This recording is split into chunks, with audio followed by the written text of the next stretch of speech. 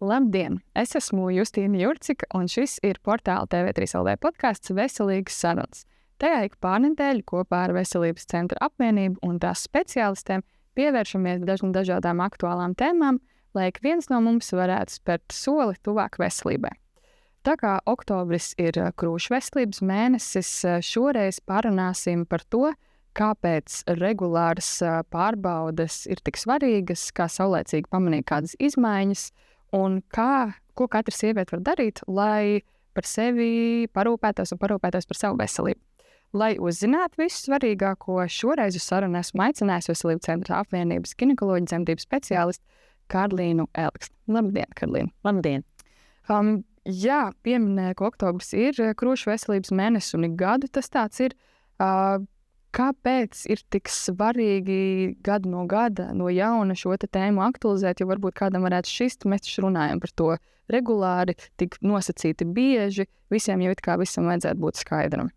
Jā, diemžēl kā ar daudzām pašsaprotamām lietām, viens stāsts ir par teoriju, ko mēs zinām, un otrs stāsts ir par konkrēto rīcību, kas beigās rīcība rezultēs skaitļos, skaitļi rezultēs statistikā, un diemžēl statistika Latvijai šajā krūts vēža gan saslimstības, gan mirstības jautājumā nav tā spožākā. Labi, saslimstība var būt plus mīnus, jā, Eiropas Savienībā mēs esam diezgan līdzvērtīgi, bet mirstība mums ir nepiedodami augsta. Un kas tad noved pie tā, ka ja saslimstībā mēs esam, plus mīnus ok, bet mirstībā galīgi neesam ok, kas tad pie tā noved? Tas ir apstākļus, ka šos krūts vēža gadījumus mēs Latvijā atklājam samērā vēlu salīdzinoši. Un tad turpinot šo ķēdīti, kāpēc mēs atklājam vēlu? Tāpēc, ka sievietes novēloti vēršas pie ārsta, novēloti veic šos krūšu izmeklējumus. Līdz ar to jau vairāk kā 10 gadus darbojas krūts vēža skrīnings. Tātad ir iespēja sievietēm negaidot nekāda veida simptomus, doties veikt šo radioloģisko izmeklējumu ar smalku nosaukumu mammogrāfiju, tātad reizi 2 gados, lai samazinātu iespējamību, ka šis krūts vēžs tiks atklāts novēlot. Tātad, lai mēs atklātu ātri, kamēr vēl citus simptomus mēs nejūtam, sataustīt neko nevaram, nekādu sāpju nav, ādas izmaiņu nav, bet mēs jau tātad atklājam, kamēr vēl tas ir mazs, nemanāms, nesataustāms bumbulītis, un mēs brīnišķīgi varam izvērst. Starp citu, kas ir, sakāt, ka pārāk novēlot aiziet pie ārsta, kas ir tie iemesli? Jūs esat runājuši ar savām pacientēm vai, draudziņu lokā, kāpēc, kas ir tie iemesli, ja kāpēc tik novēlot aiziet? Tas varbūt man kā ginekologam, tas varbūt nav tik ļoti ētiski tajā brīdī, kad šī problēma tiek atklāta, prasīt, kāpēc jūs nenācat. Protams, ka šis jautājums kaut kur, es domāju, ka vispirms jau pašas sievietes galvā vīd, vai ne? Bet, manuprāt, tas no manas puses totāli nebūtu ētiski uzdot šo jautājumu tajā brīdī, ka tāpat jau viss dzīve likās aizslīd garām un visa tā bilde par nākotni brūk. Tāpēc es šādu jautājumu neuzdodu, bet cik pēc tam post faktu sarunās ar sievietēm var noskaidrot, ir tas, ka tiešām ir iestājies tāds savu veidu noliegums, ka varbūt viņas ir kaut ko sataustījušas, bet ir bijis tā, tas iekšējais monologs varbūt pretrunā ar tādu loģiku medicīnisko, mūsuprāt, ir varbūt bijis kaut kādas bailes, varbūt kaut kāda... Negrib dzirdēt sliktas ziņas, jā, kaut kāda mītu vara, ka krūtsvēzis uzreiz tas nozīmē letālu diagnozi. Diemžēl šis joprojām ir aktuāli ne tikai Latvijā, arī citur pasaulē. Bet liela daļa no sievietēm vienkārši nav regulāri apmeklējuši tiešām šo mammogrāfiju. Un tad, kad ģimenes ārsts vai ginekologs tā skarbi piespiež. Man ir bijuši tādi gadījumi, ka atnāk sieviete un saka, mani pie jums sūta mans ģimenes ārsts, jo viņa pateica, ka viņa vairāk nelaidīs mani pār slieksni, kamēr jūs neveiksiet to un to skrīningu. Tā kā kamēr nav bijuši šādi, te liekam pēdiņās draudi no medicīnas personāla puses, tikmēr tad sieviete vienkārši uzskata, ka tas viņu neskars, tas nav stāsts par mani. Bet tam tā nevajadzētu būt, bet tomēr labi, ka ir tie ārsti, kas arī šādā veidā tos pacientus kaut vai novirz uz tām pārbaudēm, kas ir tiešām ļoti būtisks, bet paši Dažreiz skarbums un stingrība pat mūsdienu politikorektajā laikmetā tomēr ir nepieciešams nelielās un tādās pieklājīgās devās, jā. Bez fiziskas vardarbības, protams. Starp citu, jā, kas ir tas vecums, kurā ir jāsāk domāt par krūšu veselības pārbaudēm? Brīnišķīgs jautājums, jo šeit atbilde nav viennozīmīga. Tātad šis te valsts skrīnings oficiālais ir sākot no 50 gadiem. Tātad, sākot no 50 gadiem, sieviete ik pa 2 gadiem saņem vēstulīti, šobrīd gan nevairs papīra formātā, bet elektroniski, portālā Latvija LV, saņem uzaicinājumu apmeklēt tuvāko vai vēlamu, kur vēlas mammogrāfijas kabinetu. Bet, lai arī šīs te vēstules nāk no 50 gadiem, es tagad vēršos pie visām Latvijas sievietēm, tātad jau no 40 gadiem, mīļās dāmas, ņemat savu medicīnisko aprūpi savās rokās un apmeklēt mammogrāfijas izmeklējumus jau no 40 gadiem. Tātad šajos 10 gados no 40 līdz 50 gadiem jūs vēstules nesaņemsiet. Pagaidām. Es ceru, ka tas drīzumā mainīsies un būs skrīninga algoritms no 40 gadiem. Šobrīd ir no 50, bet tātad rekomendē Starptautiskās radiologu asociācijas jau no 40 gadiem. Es pieņemu, ka tas ir šobrīd veselības budžeta jautājums, kāpēc mums šis skrīnings sākas 10 gadus vēlāk. Jā, ir valstis, kur ir 40, ir valstis, kur skrīnings no 45, bet noteikti 50 tas jau ir novēlot, jo, diemžēl, krūts vēzis paliek aizvien jau, atkal liek pēdiņās jaunākām sievietēm. Tā kā no 40 gadiem jau ejam pie ginekologa vai pie ģimenes ārsta, prasam nosūtījumu uz mammogrāfiju un apmeklējam. Tātad mammogrāfijas kabinetu. Jā. Tas jau ir konkrēts izmeklējums jau ar konkrētu ierīci, iekārtu. Jā. Bet pirms tam ir arī tādas mājās ar pašpārbaudes vai pie ginekologa vizītē arī cik liela nozīme šīm ir? Jā, ir tā, ka pašpārbaudes es viennozīmīgi saku jā, pašpārbaudes veicam. Tās var pārvērst tikai par pašpārbaudēm, bet par tādu arī partnera iesaisti. Arī man ir bijušas sievietes, starp citu, kas saka, man dzīvesbiedrs sataustīja krūtī kaut ko, pārbaudēt, kas tas ir. Ja? Tā kā vai sieviete to dara pati, vai mums partners to dara. Jā, tad tāda iespēja arī pastāv.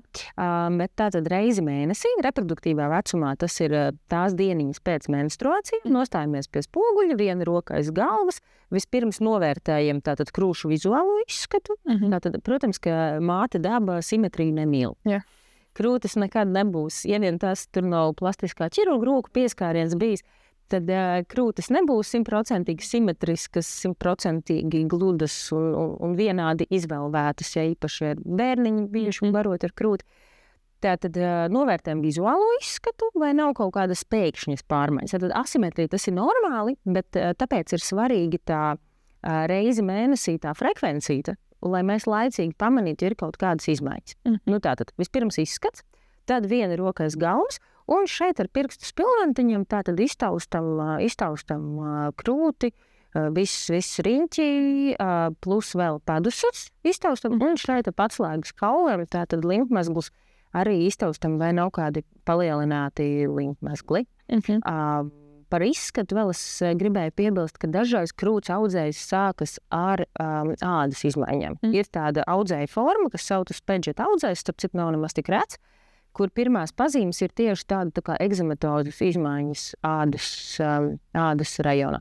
Tajā pašā laikā, mīļās dāmas, neuztraucaties, ja jūs ieraugat šādas izmaiņas. Man ir bijušas pacients, kurus saklausījušos vai salasījušos par Paget vēzi, tad atnāk, izrādās psoriāzi. Viņa biopsija tur atnāk, kas arī, protams, nav patīkama slimība, bet jābūt vērīgām, bet nevajag uzreiz, ja kaut kas ārpus normas tiek pamanīts, nevajag uzreiz domāt to sliktāko. Nevajag domāt sliktāko, jo kas vēl pavisam, domājot sliktāko, pavisam sliktākais ir piekopt pēc tam Strausa politika, ja mēs tātad galvas veltīs nereaģēt un domāt, tā ir visu slikti, jo to pašu psoriāzi galā var ārstēt. Tā kā droši nāciet pie ginekologa vai pie ģimenes ārsta, kurš jums ir tajā brīdī tuvāk sastopamā persona. Vēl es gribēju piebilst par šīm te ārsta pārbaudēm, jūs minējāt. Ja? Tas ir man ļoti sarežģītāks jautājums. Ja par pašpārbaudēm vairums starptautisko medicīnas organizāciju saka jā, tad šīs te ārsta pārbaudas, šeit ir vairāk diskusiju. Es personīgi esmu tajā laukuma pusē, kuri saka, ka es šeit lielu jēgu neredzu. Tad man ir kolēģi, kuri atkal ar savu argumentāciju. Es pamatošu savu viedokli. Tātad tas ir tāpēc, ka pirmkārt tas iedod sievietēm viltus drošības sajūtu. Respektīvi, ārsts vienreiz gadā krūtis iztauska. Tad jau viss ir labi, un es varu pati nedarīt tieši neko. Es varu nepārbaudīt katru mēnesi. Bet tas, ko es saku pacientiem, tad, kad es kaut ko sataustīšu, tad jau reāli būs par vēlu. Jā. Es zinu, jau kurā brīdī parādīt. Tieši tā, jēga ir tikai tad, ja jūs to darat. Jūs taču nenāksiet katru mēnesi pie manis. Un tas katru mēnesi pašas ņemat savu veselību savās rokās, tad katru mēnesi pārbaudiet. Manas rokas nav ne ar ko īpašākas kā jūs. Mazliet varbūt ir trenētākas, jā, bet tur rentgens stari pagaidām vēl iemontēti nav. Tā kā noteikti tas neaizvieto mammogrāfiju. Tad pašpārbaudas mammogrāfijas no 40 gadiem, starp citu, ja ir riska faktori, sievietēm ar to domājot ģimenes anamnēs, krūtsvēzis tuviem radiniekiem, tad mammogrāfijas rekomendē jau ātrāk, pat 35 gadu, dažos gadījumos no 30 gadu vecuma. Jā, šķiet, ir tas vecums liekas, kad jāiet uz mammogrāfijām. Vēl tikai iestarpinājumam šīm te pašpārbaudēm, taču nav jāgaida konkrēts vecums. Nē. To principā es piedalījos pirms dažiem gadiem slimību profilakses un kontrolas centra projektā, kur mēs apmācījām meitenes veikt pašpārbaudas jau sākot no 7. 8. klases. Tā kā tam principā, jo agrāk šo te rituālu meitene, sieviete iestrādās, jo tam būs pozitīvāks efekts, lielāk jēga.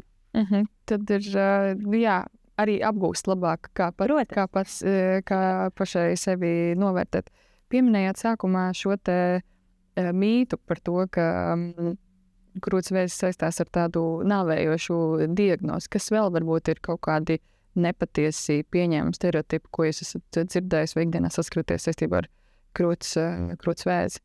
Jā, vēl tāds mīts ir, ka tas izskropļos izskatu. Es gribu teikt, ka šobrīd ir arī brīnišķīga programma, ja tiešām sāksim ar to, ka dažos gadījumos nevajag noņemt visu krūti. Tad ir tikai šīs audzēja vietiņas ieņemšana. Bet pat, ja nākas noņemt visu krūti, tad ir iespējas iegūt arī valsts apmaksātu plastikas operāciju, kas atjauno. Šo te krūts vizuālu izskatu, un vairākas pacients ir atzinušas, ka viņām pat labāk patīk tas izskats pēc tam, nevis kā bija pirms tam. Tad šīs tās divas galvenās lietas, ar ko... Protams, arī dārdzība, ņemot vairāk, ir ļoti daudz šīs sociālās akcijas, īpaši tagad Ziemassvētku periodā. Jā, ir gadījumi, ka tiešām ir nepieciešami ļoti dārgi medikamenti, ka prasa milzīgs ieguldījums arī no personīgiem līdzekļiem. Bet to arī var dažādi organizēt. Man ir ļoti daudz pozitīvie piemēri, kur tiešām šī naudiņa vai no sabiedrības atbalstu vai cīnoties ar birokrātiju, teiksim, tā tomēr ir iegūta. Un nevienmēr tas ir nepieciešams. Ļoti daudzu audzēju gadījumā pietiek ar šo te parasto randomu valsts apmaksājumu. Vēl noslēdzot tematu par krūšu veselību, pēc tam pievērsīsimies citam vēža skrīningam, tāds iespējams daudziem neskaidrs jautājums, vai arī vīriešiem var būt krūtsvēzis? Jā, ir šajā. Jā, vīriešiem var būt krūtsvēzis, un es tiešām nekad neaizmirsīšu savu 4. studiju gadu. Mēs bijām šajā onkoloģijas klinikā, un pirmais mans krūtsvēža pacients bija tieši vīrietis. Pēc statistikas datiem apmēram 1%. Tur dažādās populācijās, dažādos gados tur tā no 0,7 līdz 2, bet plus mīnus tātad 1% no visiem krūtsvēža gadījumiem ir vīrieši. Jo vīriešiem ir šie krūts audi, tomēr ir, un lai arī neliela varbūtība, bet ir. Varbūt pie viena, kas ir tās lietas, ko viņiem jāpievērš uzmanību, jo skaidrs, ka viņiem tāds pašpārbaudas. Nebūs pašpārbaudas, nebūs mammogrāfija, tur tiešām vairāk viss balstās uz kaut ko ieraugu, viņam toties ir vieglāk ieraudzīt. Jo šīs te krūtis nav tik lielas, vairumā gadījumā. Nav tik lielas, un var vieglāk līdz ar to ieraudzīt sataustīt. Tad bija nākamā vēža skrīninga, proti par zemes kaklā vēža skrīningu. Šī arī ir tāda sadaļa, ko ik pa laikam arī tā publiski medijos to starp aktualizējam. Kas tas ir par izmeklējumu un cik bieži un kāpēc vispār svarīgi ir arī šādu skrīningu veikt? Jā. Es vispār gribētu varbūt sākumā ieskicēt, kāda tad ir starpība starp parasto diagnostiku un starp skrīningu. Tātad diagnostika ir tad, ja mēs ņemam pacientu, kuram jau ir kaut kādas sūdzības vai pazīmes, un tad viņu mērķtiecīgi izmeklējam, jo mums jau ir aizdomas, ka, lūk, viņam varētu būt... Lai apstiprināt. Jā, tieši tā, kaut kas varētu būt. Skrīnings nozīmē, ka mēs visu populāciju ņemam un pārbaudam, lai tiešām atklātu tos gadījumus, kad simptomu vēl nav, vai pacients nav pievērsts uzmanību saviem simptomiem, tad atklātu laicīgi. Nav daudz tādu saslimšanu, kuriem vispār tehniski skrīnings ir iespējams. Es pieminēšu varbūt negatīvo piemēru, tas ir olnīcu vēzis. Ir jau gadu desmitiem bijuši mēģinājumi organizēt, izpētīt iespējamo skrīningu olnīcu vēzim. Viss ir bijis nesekmīgi. Arī regulāri veiktas sonogrāfijas olnīcām, diemžēl noved pie nevajadzīgiem ķirurģijas manipulācijām, bet nesamazina kopējo mirstību tieši necik. Ja? Tad pirmkārt es gribētu ar to aicināt sabiedrību milzīgi novērtēt tās dažas saslimšanas, kurām šie skrīningi ir. Un principā, ja skrīnings tiek veikts pilnvērtīgi, un ja skrīninga atsaucība ir virs 75%, tad mirstībai vajadzētu būt ļoti mazai no šīs saslimšanas vai tieši nekādai. Es varu piesaukt Somiju, kur ir brīnišķīga vakcinācijas aptvere, brīnišķīga skrīninga atsaucība, un kur mirstība no zemes kakla vēža ir, burtiski uz pirkstiem saskaitāmi gadījumi gadā. Pēc tam kolēģi no Somijas man teica, pārsvarā jau tie ir imigranti, kuriem nav bijis viens vai otrs. Lūk. Un šis zemes kakla vēža skrīnings, tātad skrīninga doma ir vēl labāk. Nevis atklāt vēzi, bet atklāt priekšvēža pārmaiņas, lai šis vēzis nemaz tālāk noķertu viņu pirms laika. Jā, lai noķertu pirms onkoloģiskas saslimšanas. Vai tad, kad sieviete ir inficējusies ar cilvēku papilomas vīrusu, vai brīdī, kad šis vīrus ir šūnās jau sācis kaut ko, savus taustekļus, teiksim tā, ir ielaidis, bet nav vēl izveidojis šos onkoloģiskos perēkļus. Tātad brīnišķīga doma atklāt vēzi pirms vēža un laicīgi to novērst. Jo tātad dzemdas kakla vēzi, tā ir principā infekcijas slimība, seksuāli transmisīvs pārneses ceļā iegūts vīrus, cilvēku papilomas vīrus, pret kuru pirmkārt ir vakcinācija, otrkārt, kuru laicīgi atklājot, tad mēs varam šo vēža attīstību novērst. Un kā šeit ir to skrīningu, tas vecuma posms? Jā, tātad šie audzēji ir jaunāki, un skrīningu līdz ar to mēs arī uzsākam jaunākam sievietēm. Latvijā skrīnings ir jau no 25 gadu vecuma. No 25 līdz 30 gadiem ik pa 3 gadiem šie uzaicinājumi tiek sūtīti. No 30 gadiem līdz pēdējā vēstulīte sanāk 65 gados, tātad 5 gadi izmantot var līdz 70 gadiem. Tātad no 30 līdz 70 ik pa 5 gadiem šīs vēstules tiek sūtītas. Sievietei jādodas ir pie ginekologa, izvēle brīva. Nav jādodas pie, teiksim, tuvākā. Es zinu, ka šajā vēstulē ir minēti tuvākie ginekologi, bet principā tā ir jūsu izvēle. Jūs varat saņemt vēstuli Rīgas vai braukt uz Daugavpili, veikt skrīningu. Lūk tā. Galvenais ir tiešām jāatnāk. Tā ginekologa ir jāatnāk, un tad jau tālāk. Tas ārsts ir jāaptiek. Jā, visu izdarīs. Daudzas sievietes, ar citu, tas gan par krūtis, gan par zemes kakla vēzi, sūdzas, ka viņš šīs vēstulītes nav saņēmis. Jā, tā varētu būt. Tad, kā jau es teicu, šobrīd viņas ir pārsvarā elektroniski, bet, sistēma ir sistēma. Dažreiz arī kaut kas var nebūt noticis līdz galam, bet jūs vienmēr varat pajautāt. Viens ir savam ģimenes ārstam, vai man nav tāda no vēstulītes aiziet kaut kur. Jā. Tieši tā. Un otrs, mums Veselības centra apvienībā ir pieeja šiem datiem, mēs arī redzam. Un katra pacienta, kas ienāk manā kabinetā, mana vecmāte uzreiz pasaka. Šeit jūs zināt, ka jums ir vai nu viens vai abi skrīningi. Un tad mēs uzreiz to arī protams, paņemam. Cik aktīvs vispār ir? Viens ir tas, ka varbūt nesaņem to vēstuli, un tad tāpēc varbūt neaiziet, bet ja arī tā informācija viss ir pieejama, ir gan tās vēstules, viss pārējais, cik jūs redzat, kāda ir tās ieviešu aktivitāte pēc skrīninga, tīpaši, ka tajos gadījumos, ka tas ir, valsts apmaksas. Labās ziņas un sliktās ziņas. Labās ziņas ir tādas, ka salīdzinot ar sākumu pašu šo skrīningu ievies, tad arī jau vairāk kā pirms 10 gadiem. Toreiz, sākumā bija ļoti bēdīgi. Bet 25, es atceros 30%. Jā. Es vairāk par zemes kaklu vēžu skrīningu. Šobrīd jau mēs esam ļoti laimīgi tikuši pāri, tātad 50% atzīmēja. Dubultā kāpums jau kā kurā reģionā ir reģioni, kur ir jau pāri 60%. Plus mīnus līdzīgi gan zemes kakla, gan krūts vēzim, bet, diemžēl mēs nesasniedzam tos 75%, kas, kā jau minēju, būtu vajadzīgi, lai skrīnings pilnvērtīgi darbotos un lai mēs varētu runāt par mirstības izskaušanu no šīs problēmas.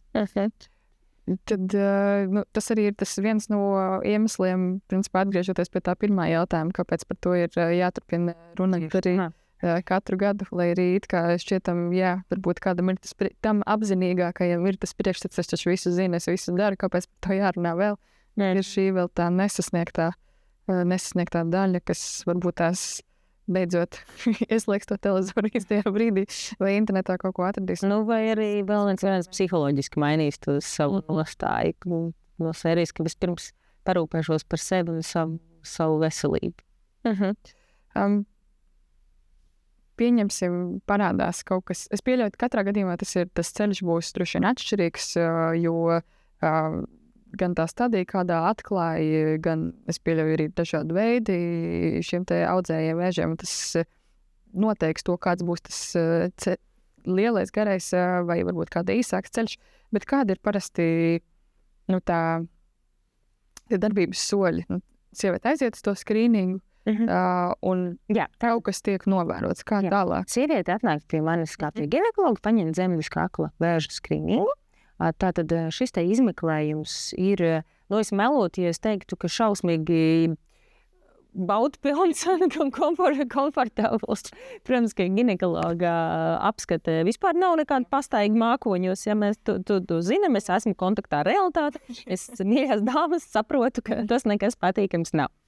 Bet, var kaut kā ar sevi sarunāt, notirgot šo te pasākumu, ja apsolīt pēc tam, es nezinu, kūciņu un šampanieti vai suši, vai shopping, kaut kādu skēmu sevis palutināšanai, lai piekukuļot savu otro es un pie ginekologa tomēr atnāk. Tad dāma atnāk pie manis, ar ginekoloģisko spogulīti, ir tādu mazu instrumentu, tādu vienreiz lietojumu, kaut kas starp birstīti un tādu gumijas švammīti. Krustojot birstīti ar gumijas švammīti, sanāk šis te instruments. Tad ar šo te instrumentu mēs paņemam viegli šūnu virskārtiņu no dzemdas kakla un sūtam tālāk uz laboratoriju. Laboratorijā pāris dienu līdz nedēļas 2 laikā tātad tiek veikta šo te šūnu izpēte, konstatēts, vai tur ir vai nav cilvēka papilomas vīrusu tipi, kāds no tipiem. Un otra lieta, vai ir vai nav kaut kādas jau cilvēka papilomas vīrusu izraisītās šūnu pārmaiņas. Šī te atbilde atnāk atpakaļ man. Un tad vai pacienta pati redz, citreiz viņa pirmā ierauga, citreiz es ieraugu, un tad mēs sazinamies un konstatējam, ko tad tālāk darīt. Ja tā tad ir atnākušas kaut šis HPV vīrusu, CPV, cilvēka papilomas vīrusu atnāk pozitīvs, tad tālāk pacienta tiek nosūtīta jau uz padziļināto izmeklēšanu ar nosaukumu kolposkopiju, ko neveic visi ginekologi, ko veic īpaši trenēti speciālisti Latvijā. Arī mums Veselības centra apvienībā ir vairāk šādi ļoti augsti kvalificēti speciālisti. Un viņi jau veic tādu padziļinātu dzemdas kakla izmeklējumu, kuru laikā visbiežāk ņem arī audu paraudziņu. Tad, kā jau es minēju, šis skrīnings ietver tikai tādas vieglu šūnu slānīti. Tad kolposkopijas laikā tiek jau ņemts paraudziņš, kurš tad tiek krietni pamatīgāk izpētīts, un tā jau gan ir diagnostika. Tātad es drīzāk teiktu tā, ka ar šo skrīningu mēs atlasam to grupiņu, kuru mēs tālāk pakļausim rūpīgākai izmeklēšanai, jeb diagnostikai. Lūk, un tad šis kolposkopijas slēdziens, biopsijas slēdziens, tātad, kur jau tiek apstiprināts, kāda veida izmaiņas pacientei nav. Varbūt viņai tikai HPV vīruss, un nekas tālāk nav jādara, vēlams jāsavakcinējas, ja tas nav izdarīts, jāsamazina riska faktori, piemēram, jāatmet smēķēšana. Tas ir ļoti būtisks riska faktors, bet es ceru, ka mēs par dzīvesveidu vēl pie tā. Ir dažos gadījumos ir tā, ka neskatoties uz to, ka tajā skrīningā viss nav perfekti, kā es saku, pacientam suboptimāli. Nav slikti, bet ir suboptimāli. Tātad, ja ir suboptimāli, vairumā gadiem pat nekas nav jādara. Pacienti aiziet uz kolposkopijas speciālists pasaka, tagad gadu vienkārši dzīvojiet, vai pusgadu. Tas arī tās it kā sākumā šķietami sliktās ziņas arī nenozīmē, ka patiešām kaut kas ļoti nopietns. Tāpēc ir vienmēr tā komunikācija ar ārstu, kurš izskaidros un izstāstīs, ko tie rezultāti nozīmē. Vēl pirms pie tā dzīvesveida pārējiem, uzsverot to zemes kakla vēža skrīningu nozīmīgumu. Kas ir tie riski, ja vēzis tiek atklāts tādā novēlotākā stadijā vai jau tiešām tad, kad ir kaut ko grūti iesākt? Jā, zemes kakla vēzis, diemžēl, ir diezgan invazīvs audzējs, ja tas ir atklāts novēlot un var skart arī blakus esošos orgānus. Un šī operācija, kas tad noteikti ir jāveic, ķirurģiskā terapija, var būt ļoti tāda dzīves kvalitāte ietekmējoša. Tad tiek izņemta arī dzemde, daļa no makstas. Man ir viena ļoti gados jauna paciente, kur atnāca pie manis jau pēc šīs onkoloģiskās operācijas, jau pirms vairākiem, ja nemaldos, 27 gados. Tika atklāts zemes kakla vēzis, un tagad viņai ir jau pār 30 gadiem, bet viņa ir ļoti ietekmēta. Jā, viņa dzīvo. Tas ir jau brīnišķīgi, viņa ir skaista, ziedoša sieviete, bet ir problēmas. Tātad dzimumdzīve ir ļoti ietekmēta, jo, protams, ir maksta ievainīta, šaurākā, mazāka, maksta sausums, terapijas, kur arī, protams, mēs atradām veidu, kā palīdzēt ar vulvovaginālo lāzeru procedūru, kas arī brīnišķīgi. Es ceru, ka nākamais solis Latvijas medicīnas attīstībā būs sakot, teiksim, Itālijas un Šveices, piemēram, kur Itālijā šī tātad makstas lāzera procedūra ir valsts apmaksāta pacientiem pēc onkoloģiskām operācijām. Turam īkšķus, lai tas arī šeit būtu, bet stāsts par to, ka tātad dzīves kvalitāte var tapt ietekmēta, pat ja mēs izārstējam onkoloģisko procesu. Tāpēc vēlreiz ņemam tātad savās rokās savu veselību un regulāri apmeklējam ģinekologu. Jā, klausiet, doktori. Pievēršoties tai sarunas beidzamajam segmentam par sievietes veselību kopumā, minējāt jau šo te dzīvesveidu, tad kāda ir tā nozīme mūsu dzīvesveidam, to starp stresam, miegam, uzturi ieradumiem tai sievietes reproduktīvajā un arī hormonālajā veselībā? Jā, šeit ir, ja mēs par šiem diviem šodien apskatītajiem audzējiem, tad par krūts audzēju un par zemes kakla audzēju. Tie ir divi ļoti atšķirīgi audzēji visā savā tajā. Es lietošu divus tagad svešvārdus. Es apsolījos pirms rēģim to nedarīt, bet iemācīšu jums divus svešais. Tad viens ir etioloģija, tad tas izcelsmes, tas iemeslu kopums, kāpēc tas ir noticis, un otrs ir patoģenēs. Tad kā tas viss sliktais process, kā slimība attīstās, kā tas noved pie šī negatīvā rezultāta. Lūk. Tad šiem diviem audzējiem ir ļoti atšķirīgi gan etioloģija, gan patoģenēs. Es sākšu ar vienkāršāko, kas ir zemes kakla vēzis, tātad diezgan 2008. vai 2009. gads, kad Haralds Curhauzens, tātad zinātnieks, kurš atklāja to, ka cilvēka papillomas vīruss izraisa zemes kakla vēzi, dabūja Nobela prēmiju. Tātad saprotat, Nobela prēmiju piešķir par tiešām lieliem atklājumiem. Šis bija varens atklājums, jo tas bija pirmais pierādītais audzējs, kurš tātad rodas no infekcijas, nevis no kaut kādiem mistiskiem iemesliem, kas gadsimtiem ir bijis mīkla. Kāpēc tā notiek? Kā notiek? Lūk. Tātad to izraisa vīruss, un līdz ar to riska faktori cilvēku papillomas vīrusam ir zemes kakla vēzim ir cilvēku papillomas vīrus, un te mēs runājam par to, kāda tad ir cilvēku papillomas vīrusu riska faktori. Tas ir liels seksuālo partneru skaits, tā ir, protams, nebūšana vakcinētam pret cilvēku papillomas vīrusu, tā ir prezervatīvu nelietošana, bet tas viss ir ļoti relatīvi, jo pēc pētījumu datiem ar cilvēku papillomas vīrusu dažādi pētījumi, sākot no 75 līdz 98 esmu redzējusi, bet tātad tuvu noteikti vairāk par pusi, tuvāk 100% mēs, jebkurš kādā dzīves posmā, esam ar cilvēku papillomas vīrusu inficēti. Tad nevajag piekopt tādu izlaidīgu dzīvesveidu. Tas var būt iespējams arī, ja dzīvē vispār ir bijis tikai viens partneris. Starp citu, diemžēl, cilvēku papillomas vīrusu var dabūt teorētiski arī bez dzimuma akta, jo viņš ir ļoti dzīvelīgs ārējā vidē. Ir, diemžēl, pētījumi par ginekologu rokām, par dermatovenerologu, zobu ārstu ekipējumu. Tātad teorētiski šis cilvēku papillomas vīrusu var dabūt arī citos veidos, lai seksuāli transmisīvā. Bet pamatā, ir šis seksuāli transmisīvais veids. Tātad vienkārši darām visu, lai mūsu dzimumdzīves ieradumi būtu pēc iespējas drošāki un sociāli pieņemamāki, teiksim tā. Prezervatīvs, diemžēl, nepasargā pilnībā, bet risku mazina. Tātad kāds kuram tās seksuālās izvēles ir, tādas ir, bet atceramies, ka visam var būt savas sekas. Noteikti vakcinējamies. Šobrīd brīnišķīgi no šī gada vasaras ir paplašināts apmaksāto personu loks, kam tad valsts apmaksā cilvēku papillomas vīrusu vakcīnu. Tās meitenes un jaunie kungi, kas nav savakcinējušies līdz 18 gadiem, tātad tagad to var izdarīt arī līdz 25 gadiem, plus vēl riska grupas, piemēram, HIV inficētie pacienti, cita veida imūnsupresētie pacienti var savakcinēties. Tātad arī. Tā ir tāda, es ātri izturpināšu, tā ir vienreizēja vakcīna?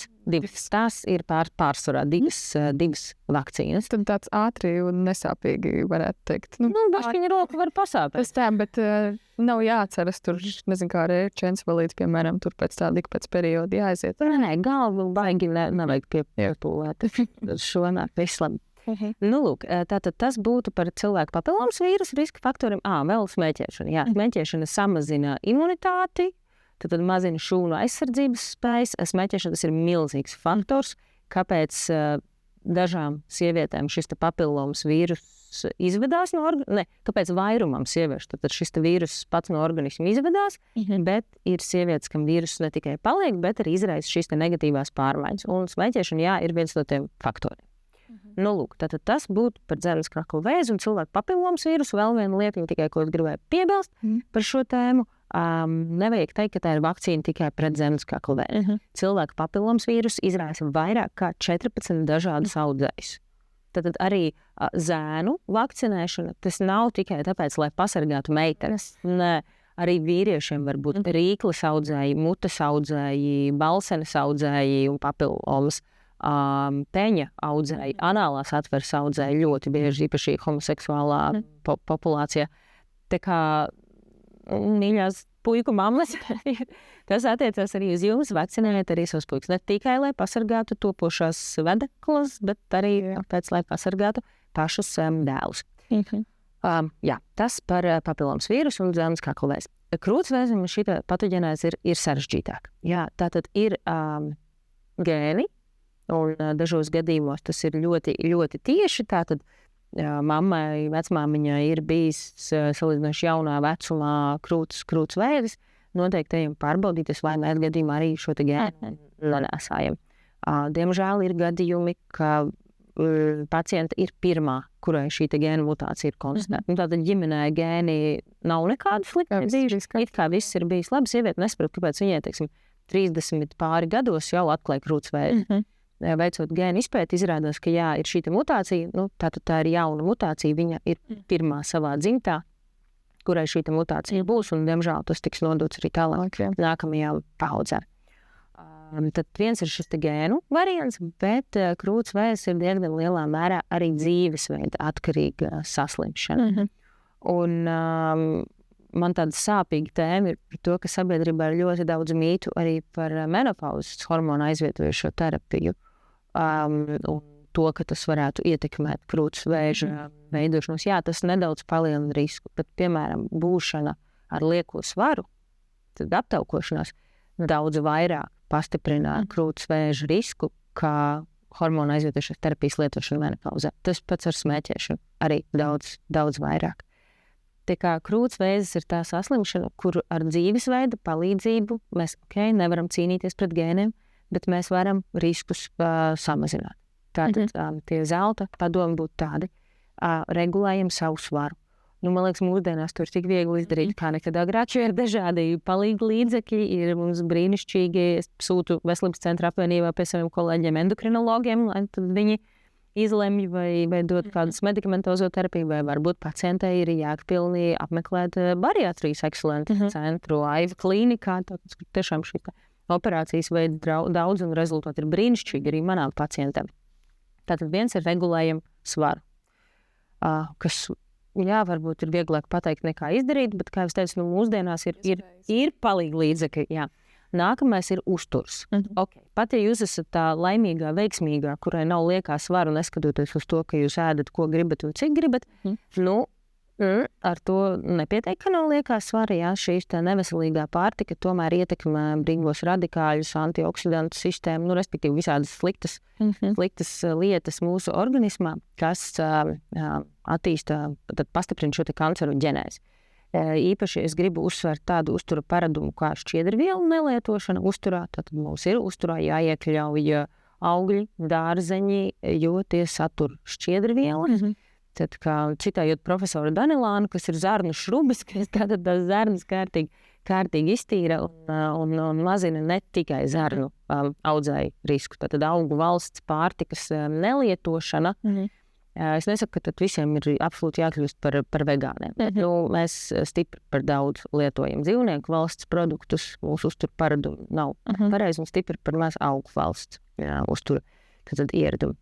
Nākamais ir par proteīniem. Arī uztura speciālistu asociācijās visā pasaulē saka, to vajag vairāk lietot šos augu valsts uztura produktus. Tad pākšaugi ir brīnišķīgi. Mums Latvijā tāda paradoxāla situācija, it kā mums ir tie nacionāli ēdieni, zirņi un pupas, bet realitātē mēs ēdam pupiņas vienreiz gadā lieldienās un zirņus tad vienreiz gadā Ziemassvētkos. Tas ir vēl viens mans aicinājums, iekļaujiet uzturā vairāk pākšaugus.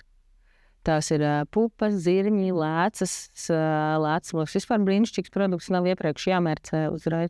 Esiet radoši, pievienojot zupām, pievienojot sautējumiem. Tagad, kas mums rudenī ķirbļu krēmzupu, piemēram, vakar vārī ķirbļu krēmzupu, pieliku ļoti daudz lēcu klāt, lai ir šis te proteīnu avots augu valsts. Lūk, tā kā liekam klāt proteīnus. Nākamie, kas vienmēr, es domāju, ka ja mēs šito paceltu Saeimas līmenī, tas izraisītu nemazāk ažiotāžu kā Stambulas konvencija. Tātad dzīvnieku, gaļas produktu patēriņš uzturā.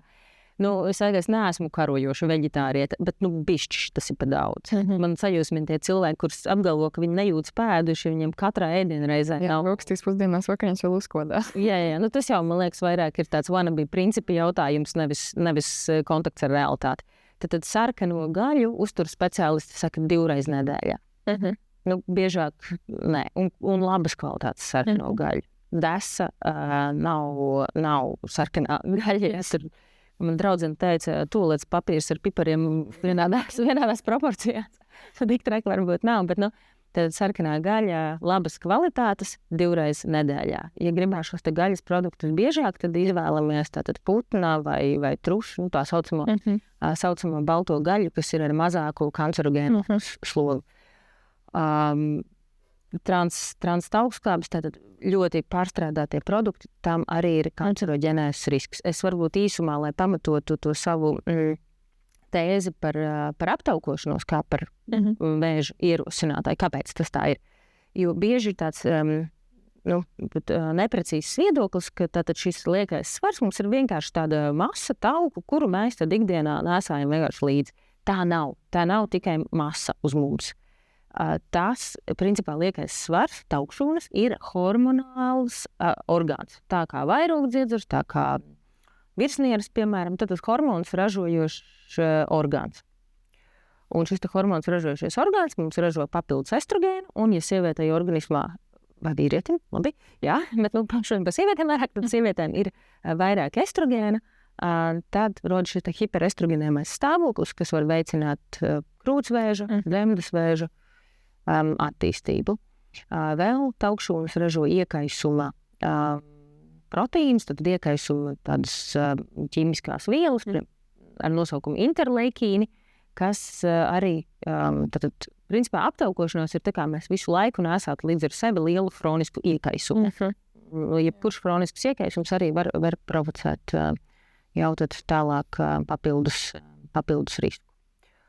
Tā, tas par uzturu fiziskās aktivitātes. Arī pierādīts, tātad cilvēkiem, kam ir regulāras fiziskās aktivitātes, ir mazāks hronisku saslimšanu, ieskaitot onkoloģisko saslimšanu risks. Ko tas nozīmē regulārs? Ļoti konkrēti. 3 reizes nedēļā vismaz pa 45 minūtēm, moderate intensity, tātad vidējā intensitāte, ko tas nozīmē, pulsa frekvencei jābūt virs 50% kāpumam. Tad, ja mums pulss izmēram 80 reizes minūtē, 50% 40, tātad 120. Jā. Šodien man pacienti teica, es regulāri staigāju. Nē, window shoppings neskaitās, jo diez vai jūs tas ātri, tik ātri skriešas, visticamāk, tas Jā, perfekti. Skriešana, jā, nūjošana, jā, ritiņbraukšana, peldēšana, sporta zālē. Starp citu, darba arī neskaitās. Nē, neskaitās.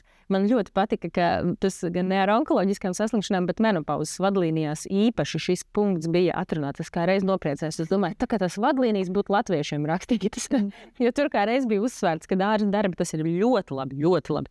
Bet, tomēr tā kā tās nav mērķtiecīgas fiziskās aktivitātes. Tā kā, jā, ir labi, ja strādāt dārzā, bet tomēr papildus vajag šīs īpašās aktivitātes. Un noteikti milzīgs pluss, lai samazinātu krūtsvēža risku, ir bērniņu barošana ar krūti. Tātad grūtniecība, dzemdības, un jo īpaši bērnu barošana ar krūti, vismaz 6 mēnešus mazina krūtsvēža risku. Tā kā tāds cīnaties, ja nesanāk uzreiz, mīļās jaunās māmiņas, saucat palīgi atkal. Mūsdienās, man liekas, ir tik viegli kā nekad, ir pepmammas, krūts barošanas speciālisti. Mums veselības centrā ir ļoti trenētas vecmātes, izglītotas, tā kā tikai jāatrod tas variants. Tikai jāatrod tas variants, jā. Vēl, par to došanos pie ārsta pieminējāt jau iepriekšējā segmentā skaidrojot, kāda notiek šis dzemdeskakla vēža tā pirmā uztriepe. Tiek paņemta, ka nav tas pieminējāt, ka tā ginekologa vizīte nav tā priecīgākā, tā gaidītākā ārsta satikšana. Zini, kā ir, pēc tam jau daudz pacients saka, nebija tik traki. Tas līdz tam jātiek no sākuma. Es pieļauju, ka sievietēm jau, kuras ir, pēc 30, 40, viņiem jau tā dzīves pieredze ir tāda, ka viņiem nav tik grūti vairs aiziet, bet tām jaunākām, kurām varbūt nav bijusi tā pieredze vispār, vai ir bijusi neveiksmīga, vai kā tam līdzīgi, kā jūs varbūt tās iedrošināt tās, kuras, novēl garumā to ginekologu vizīti, varbūt, kā draudzene paziņa stāstījusi, ka nebija tā labākā pieredze, varbūt vispār tāds, kopējais sabiedrības kaut kāds priekšstats par to, ka tā nav tā jaukākā vizīte, un tāpēc, neradījās. Jau arī tā jaukākā vizīte. Tas ir tas, kas satur. Es vienmēr pacientiem saku, es ļoti empātiski izturos, jo man pašai nepatīk iet pie ginekologa. Būsim godīgi, līdz ar to es absolūti saprotu šīs sajūtas un cenšos būt tik maiga, cik iespējams, bet, protams, ka sāpju slieksnis. Es taču zinu, pie zobra vai kaut kādā dzemdībās. Mēs redzam, ka viens un tas pats process, pat divām it kā vizuāli līdzīgām sievietēm, tas var būt ļoti, ļoti atšķirīgi. Es saku, psiholoģiskie mehānismi, tātad pirms tam apsolam. Ja es izturēšu to, tad es pēc tam izdarīšu, nokrāsošu sarkanas lūpas un ielikšu Instagramā postinu.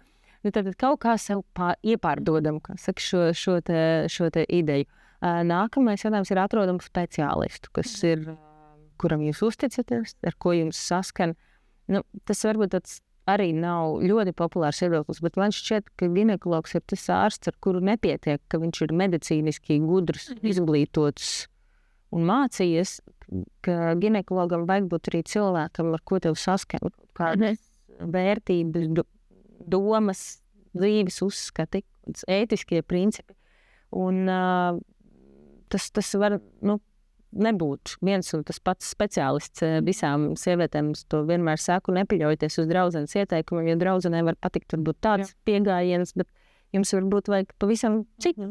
Vienam patīk stingrība, citam patīk maigākie ginekologi. Kāds varbūt grib vairāk aprunāties, kādu šības ātri. Jā, tieši tā. Tāpēc es jau sen esmu samierinājusies, ka es visiem laba nebūšu nekad. Un tas ir jāsaprot arī pacientiem, ka tas ginekologs, ko ir ieteikusi draudzene, var nederēt.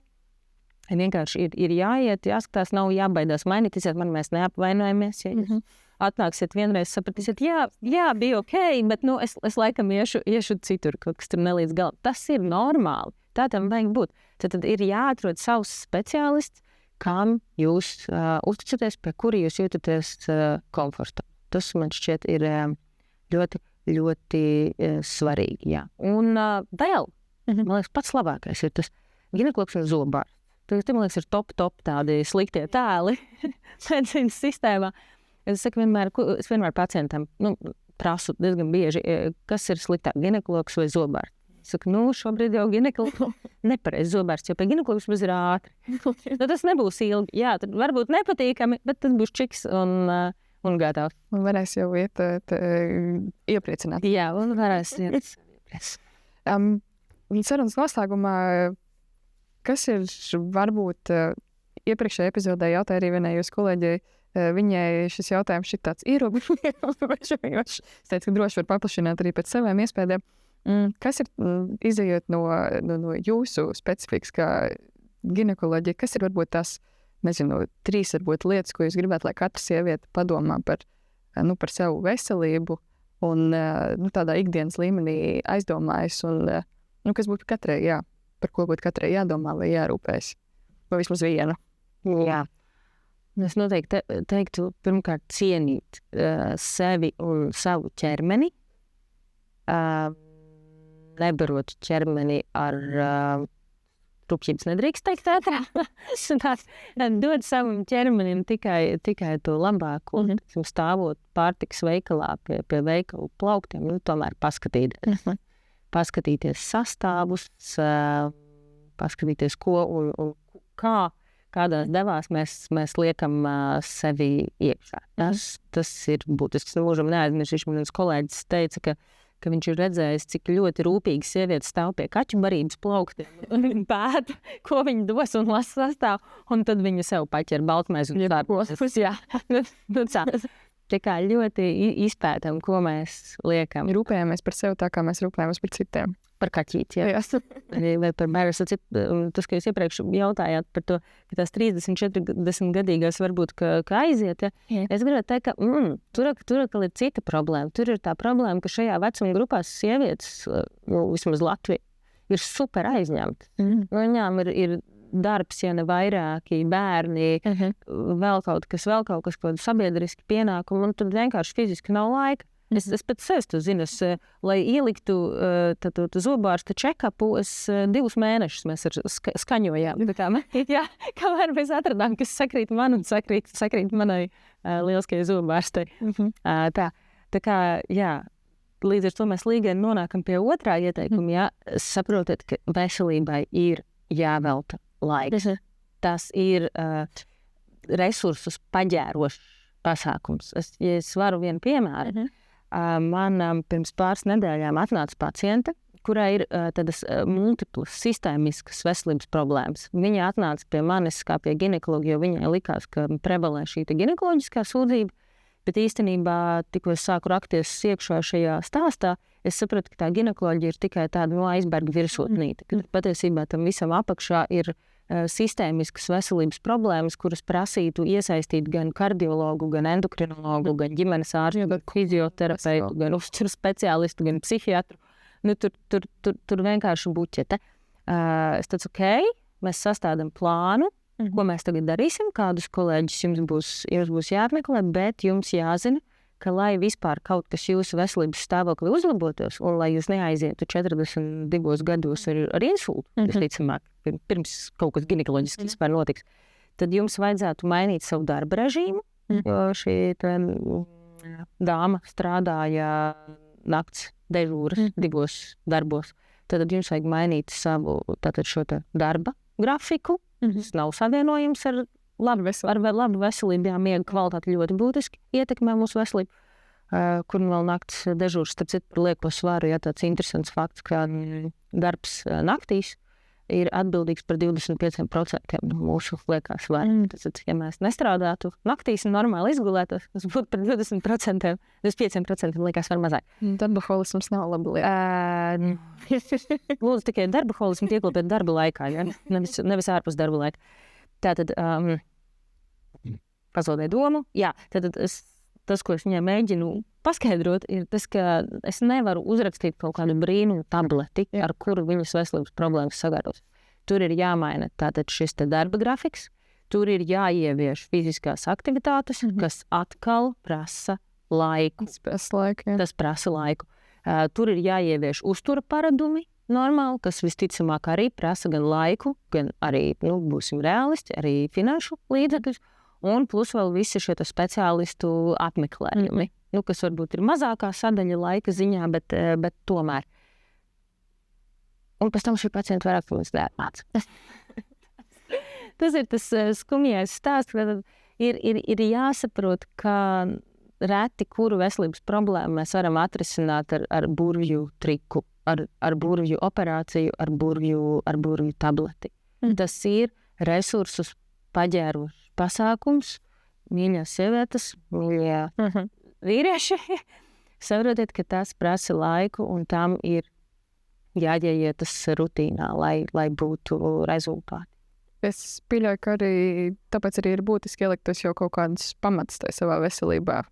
Balanss un dzīvēs starp darbu un atpūtu, veselīgs uzturs. Veselības kvalitātes, tā izglītības kvalitāte, man liekas, ir katastrofāla. Vēl viens tas spridzina ar nepopulāriem viedokļiem viena pēc otras, bet mana stingrākā pārliecība ir, ka atņemam budžetu veselības nozarei un pieliekam šito sadaļu klāt izglītības nozarei. Tas reāli ilgtermiņā atmaksāsies. Tas 100% atmaksāsies un mums būs mazāk darba, pēc tam būs jāiegulda mazāk, lai sastraptu visu to putru, ko mūsu neveselīgais dzīvesveids ir saputrojis. Jā, tad ieguldam vairāk veselības izglītībā. Rezultāti būs. Šis tam dzirdīgajiem ausīm valdības kabinetā vai saimnes gaiteņos. Jā, es ceru tikai, ka man kolēģis atceries. Nolinčos. Bet es to esmu jau teikusi. Es uzņemos atbildi par saviem bērniem. Labi, Karolīna, mēs esam izrunājuši ļoti daudz un daudz vērtīgi. Šajā brīdī es teikšu paldies, lai arī mēs ticam, mēs varētu runāt vēl daudz un dikti par šīm joprojām tēmām un arī par citām. Bet šodien liekam punktu. Paldies arī jums, kas skatījāties vai klausījāties šo epizodu. Šo un citas epizodes varat atrast portālā TV3LV, kā arī mūsu YouTube un Spotify kanālos. Bet mēs tiekamies vēl pēc pāris nedēļām, kad es jau kopā ar kādu citu veselības centra apvienības speciālistu pievērsīšos vēl kādai svarīgai tēmai, lai jau mēs spērtu nākamos soļus tuvāk mūsu veselībai. Paldies!